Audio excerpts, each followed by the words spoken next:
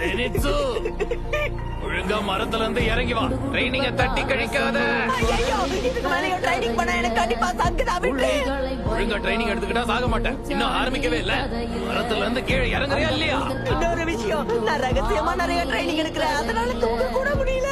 சத்தியமா வச்சுட்டு வந்து பண்ணல, எனக்கு சுத்தமா வரல. அதான என் கஷ்டம் யாருக்கு புரிய போகுது? யாருக்குமே புரியாது. நான் சொல்றத கேளு ஜெனிட்சு. உன் திறமை என்னன்னு உனக்கே தெரியல. தெரிஞ்ச வரைக்கும் போதுக்கு என்ன விட்டுறியா? டேய் ஜெனிட்சு!